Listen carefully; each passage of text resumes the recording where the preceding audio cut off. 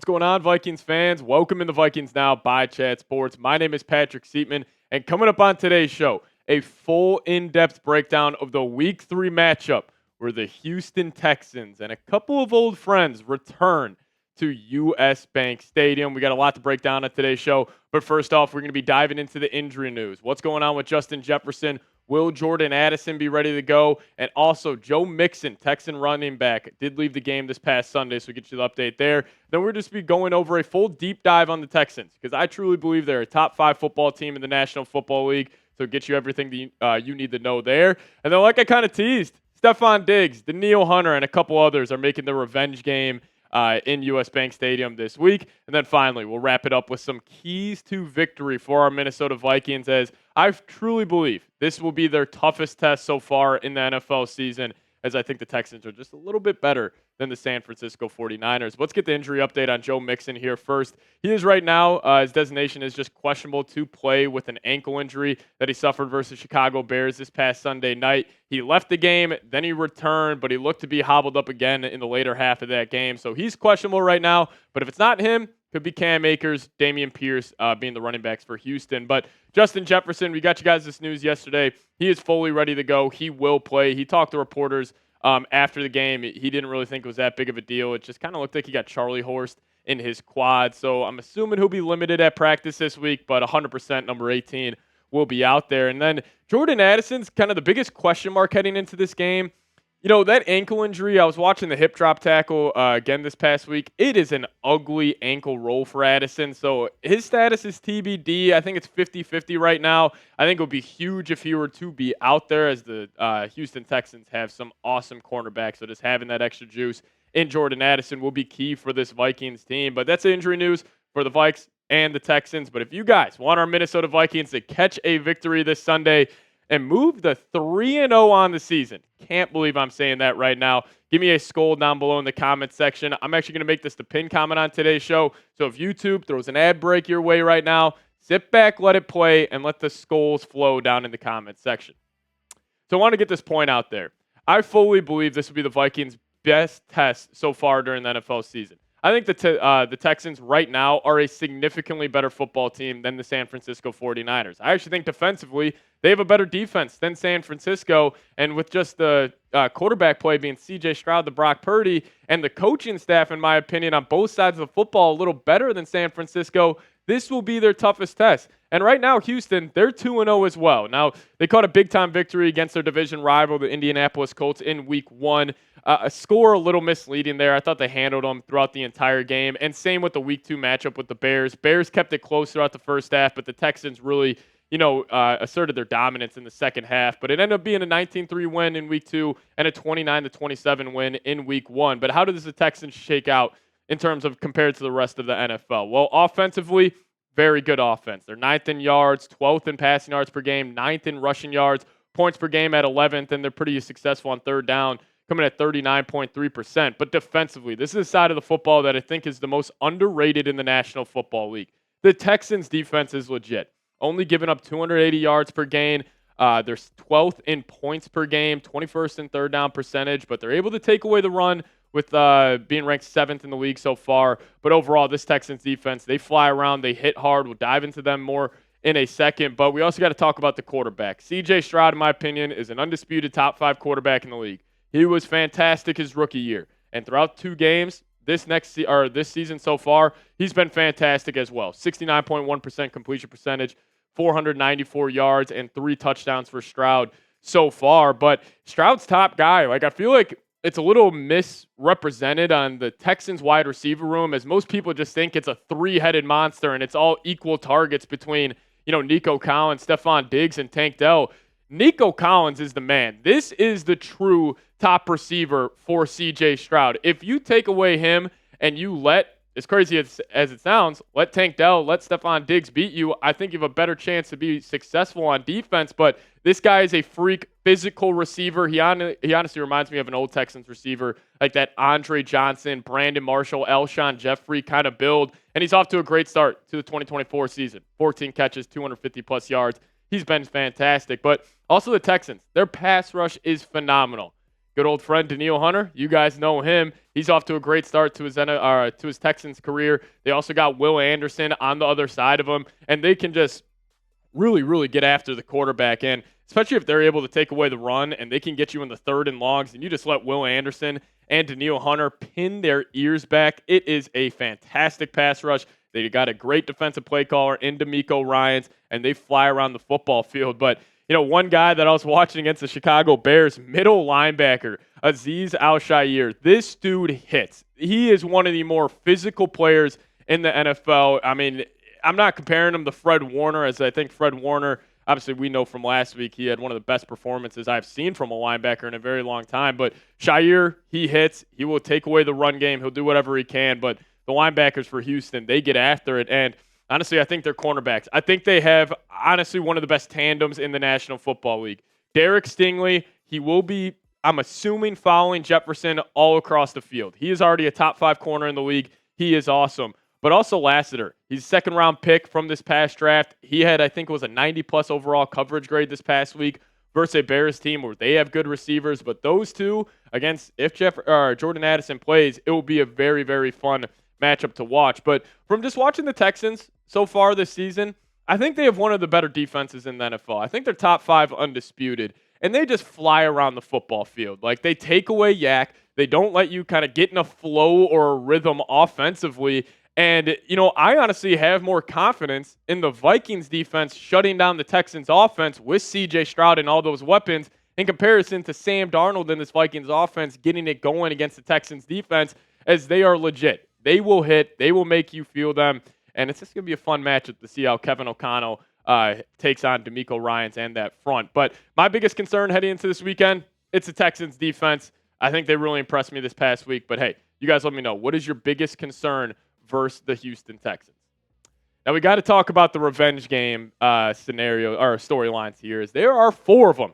Most notably, Stefon Diggs returning to U.S. Bank Stadium. You also got Daniil Hunter as well, as he is rocking 55. But actually, funny enough, Cam Akers on the Vikings last year. And then legend Chris Boyd, special teams demon. He's a great locker room guy. Obviously not one of the better cornerbacks in the league. But you got 4 guys making the returns to U.S. Bank Stadium. And we can start off with Stefon Diggs here. Now, I think him and Tank Dell, they kind of interchange at the wide receiver 2, wide receiver 3 spot. But it's all ran through Nico Collins. But Diggs in week 1, he found the end zone 2 times. But his stats aren't going to blow you away on the year. Only 10 receptions, 70 yards, 2 touchdowns. But he is still one of the better wide receivers in the league. He just really hasn't gotten the target share to, put up the production, that he normally has in the past. But we can talk about 55 here. Daniil Hunter, fantastic start to the year. Obviously, the stats aren't going to blow you away. But, I thought he's gotten after it. He still has this unorthodox set of just pass rush moves where, he's not the typical, I'm either swimming or I'm dipping under you. Like, Daniil Hunter,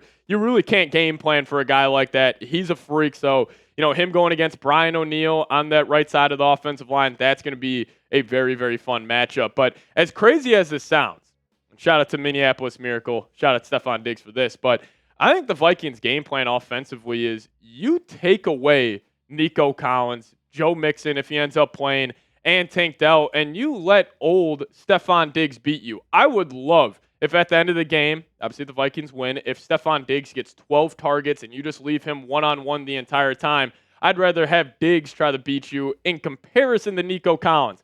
Nico Collins is the most underrated wide receiver, if not underrated player in the NFL. This dude is a monster. He is physical. He has a great, catch point with 50-50 balls, great yards after the catch. You let Stefon Diggs and a guy like Tank Dell beat you, but I am giving all the coverage to him. I'm double teaming him. You got to take away this man. He is a stud, and he is definitely one of the guys that's scaring me heading into this week. But also the Vikings defense. We got a couple revenge games too, as these two have been off to an awesome start with their careers with the Vikings. Blake Cashman and Jonathan Grenard, they're both key pieces in the Texans defense this past year. And Cashman's coming off one of his better games of his career this past weekend versus the San Francisco 49ers. And, PFF loves him so far throughout the first 2 games. Overall grade at 81.2. Coverage grade, fantastic, 88.9. But we see the versatility with Cashman. I mean, he already has 9 tackles, a sack, and a PBU. He has been getting after it. And honestly, he's been impressing me. And the fact that the Vikings only have him on $7.5 million per year is an absolute steal. But another steal of a contract, in my opinion, is Jonathan Grenard. Now, the sack numbers aren't going to blow you away. But an interesting stat here, Grenard is actually 4th in the NFL in pressures so far this season. I think a lot of the sacks that have been attributed to Patrick Jones, Van Ginkel, they should go and thank number 58 as he has helped flush the quarterback up the pocket. That ends up collapsing, and Jonathan Grenard's been fantastic so far. So let me know who you guys got. Week 3, who goes the 3-0? Is it going to be the Texans or is it going to be the Vikings? Give me a T for the Texans or give me a V for the Vikings down below in the comments section. Now, how do the Vikings move the 3-0? I'll tell you guys that here in a second with my keys to victory. But before we get into that, got to tell you guys about today's presenting sponsor, and that is Factor. If you guys head to factormeals.com/VikingsChat50 and use code VikingsChat50, you guys will get 50% off your first box plus 20% off your next month. That's code VikingsChat50 at factormeals.com/VikingsChat50 to get 50% off your first box plus 20% off your next month while your subscription is active. Now, Factor offers 35 different meals and more than 60 add-ons to choose from every week. You will always have new flavors to explore. So if you guys want to crush your wellness goals this month with dietitian-approved meals and ingredients that you can trust, Factor Meals is the best way to do so. So make your day delicious from breakfast to dessert and stay fueled with easy, nutritious options. And you can even treat yourself to restaurant-quality meals that feature premium ingredients like filet mignon, shrimp, and blackened salmon. So shout out to Factor Meals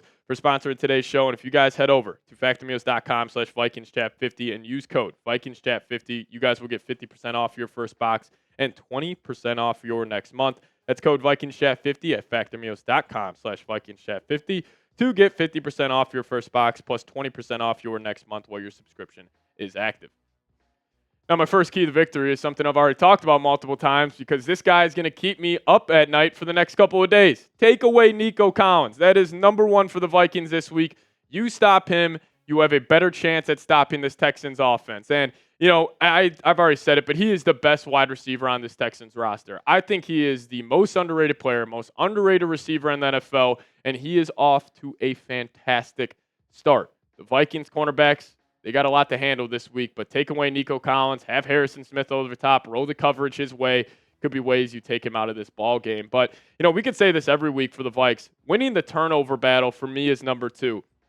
And you could say this about any team on any given week. If you win the turnover battle, you'll win the game. But for the Vikings under Kevin O'Connell, it couldn't be more true. The Vikings, after their last week win versus San Francisco 49ers, have moved to 19-0. 19-0.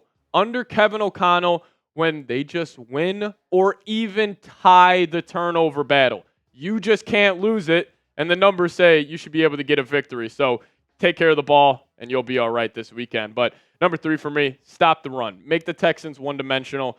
In week 1, they really got after it. Mixon had 30 carries, 159 yards. He was fantastic, but if you can stop the run, then on 3rd and longs, you roll all the coverage to Nico Collins and you say, Tank Dell, Stephon Diggs, you go one-on-one, and I'll, take the chances with that one. But stopping the run, no doubt, you got to take advantage of that. But number 4 for me is Sam Darnold stays hot. Now, a lot of people, and I've had some comments saying that this is just the same thing that Josh Dobbs did last season, and I couldn't disagree more. The Josh Dobbs madness was a lot of out of pocket. It was a lot of backyard football where he was just making plays, where Sam Darnold's been playing within the offense, and then when it is asked for him to make plays outside the pocket, he has done so. But I've loved this process, and I feel like Kevin O'Connell is giving him answers on every single play, and that's why the numbers look as good as they do. 72% completion percentage this year for Darnold, when his career average was at 59 heading into the year. That's fantastic. This is a different quarterback than what we've seen in the past. And, also adding a run game this week for Darnold will be awesome. We talked about it the last 2 weeks. Aaron Jones killed the Giants in week 1. Ty Chandler killed the Niners in week 2. Somebody is going to have to give Sam Darnold some support because, you could talk about Justin Jefferson, also Kevin O'Connell in terms of support system for Darnold, but I think the best support system you can give a guy is a strong run game. So get it going on the ground. Let Darnold kill you in there with Justin Jefferson. And, that's my last key to victory, is the 18 effect is what we're calling it. Now, this is either if the Texans want to disrespect Jefferson and give him a lot of one-on-one opportunities, you take advantage and you let number 18 go for 150 plus. But also, if they're going to roll the coverage his way and they got to double, triple team him on third and longs, third and shorts, whatever it may be, that will open up one-on-one opportunities for other guys like Jalen Naylor. Hopefully Jordan Addison's out there. And then maybe like a guy like Tristan Jackson, Brandon Powell, they step up. They have a couple big-time plays. But, I know Kevin O'Connell's going to do this. It's the Cooper Kupp, Sean McVay system where you let their number one receiver just dictate the whole game. And I got full faith that the Vikings will do that this weekend. But, hey, you guys let me know. What is your score prediction for this game? I'll give you guys mine here in a second. But predict the score of the Week 3 matchup, Texans versus Vikings, for me. Now, my score prediction. After predicting a loss last week for our Minnesota Vikings, and I was so happy I was wrong, I think the Vikings are going to shock the world again and move to 3-0 with a score of 24-16. I actually think the Vikings defense is going to be the storyline of this game. I think they're going to force C.J. Stroud into a couple turnovers, and I think the Vikings offense would just do enough to get a victory. So I got 24-16. I think the storyline of this NFL season will be how good the Vikings coaching staff is. I think you got a top 5 offensive play caller in O'Connell, and you got a top 3 defensive play caller in Brian Flores. I think will be known this Sunday against the Houston Texans. But hey, maybe you guys disagree with me. Maybe you think the Texans are getting a massive win versus our Vikes in Week 3. If you guys disagree, give me a follow on Twitter. That's a handle right there, @PatSeeps. See you guys next time. Skol Vikes.